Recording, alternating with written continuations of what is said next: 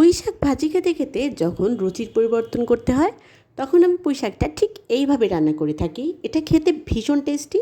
এই এক তরকারি দিয়েই কিন্তু এক প্লেট ভাত নিমিষে শেষ করা যাবে। তো চলুন কথা না বাড়িয়ে কীভাবে সহজভাবে এটি তৈরি করা যায়, পুঁই শাকের সবজি চচ্চড়ি। চলুন আমরা দেখে নিই। প্রথমে একটি পাত্রে আমি পরিমাণ মতো তেল দিয়েছি আর দিয়ে দিচ্ছি ফোড়ন। এখানে আমি দিয়েছি শুকনা মরিচ আর 5 ফোড়ন অল্প একটু। তারপর আমি দিয়ে দিচ্ছি এর মধ্যে পেঁয়াজ কুচি পরিমাণ মতো দিয়ে একটু বাদামি করে ভেজে নিচ্ছি এটাকে। পেঁয়াজ কুচিটা যখন একদম বাদামি হয়ে আসছে তখন আমি দিয়ে দিচ্ছি এর মধ্যে রসুন বাটা। এখানে 1 চা চামচ পরিমাণে দিয়েছি রসুন বাটা আর দিয়েছি আদা বাটা, খুব সামান্য, হাফ চা চামচেরও কম। তারপরে আমি আবারও খুব ভালো করে সামান্য পানি 2-3 ফোঁটা পানি দিয়ে নাড়াচাড়া করে নিচ্ছি যেন মশলাটা না পুড়ে যায়। এবার আমি একটি মাছের টুকরা খুব ভালো করে সিদ্ধ করে বেছে এর মধ্যে দিয়ে দিয়েছি। কাটা কিন্তু বেছে দিয়েছি আর আগে সিদ্ধ করে নিয়েছি, আপনারা চাইলে ভেজেও দিতে পারেন। এবার খুব ভালো করে উল্টে পাল্টে নেড়ে নেব যেন নিচে না ধরে যায়। একটুক্ষণ এটাকে আমি খুব ভালো করে ভেজে নেওয়ার পর দিয়ে দিচ্ছি এর মধ্যে সবজি।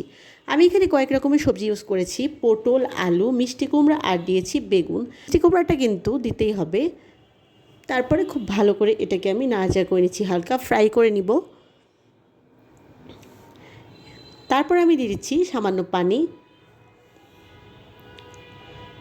পানি দিয়ে আমি এর মধ্যে কিছু মশলা অ্যাড করে নিচ্ছি। আমি এখানে দিয়েছি 1 চা চামচ পরিমাণের হলুদের গুঁড়া আর দিয়েছি খুব সামান্য মরিচের গুঁড়া, খুবই কম দিয়েছি, আর দিয়েছি পরিমাণ মতো লবণ।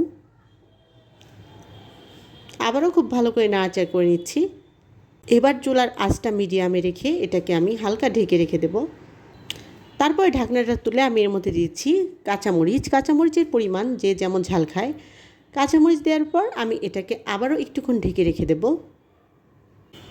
তারপরে ঢাকনাটা তুলে আমি একটু উল্টে পাল্টে নেড়ে নিয়ে তারপর এর মধ্যে দিয়ে দিচ্ছি আমি আগে থেকে পরিষ্কার করে কুটে ধুয়ে রাখা কচি পুঁই শাক।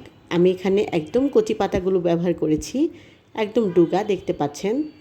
এই শাকগুলো এই ক্ষেত্রে যত কচি হবে স্বাদ কিন্তু বেশি লাগবে, চেষ্টা করবেন কচি পাতাগুলো নেয়ার। এবার শাকগুলো আমি সব দিয়ে দিচ্ছি। শাকগুলো দিয়ে কিছুক্ষণ অপেক্ষা করব শাকগুলো কমে আসার জন্য। শাকগুলো কিন্তু কমে এসেছে।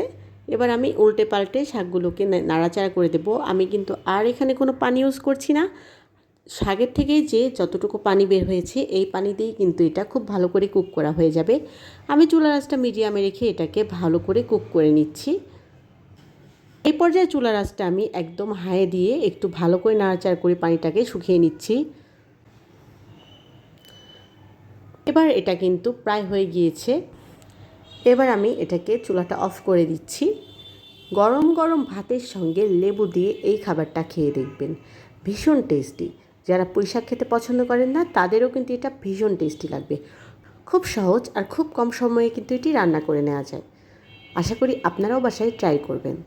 আমি আবার ফিরে আসবো নতুন কোনো রান্না নিয়ে। সেই পর্যন্ত সবাই ভালো থাকুন, সুস্থ থাকুন। আমার চ্যানেলটি প্লিজ সাবস্ক্রাইব করুন। Thank you for watching my video. আসসালামু আলাইকুম, আল্লাহ হাফেজ।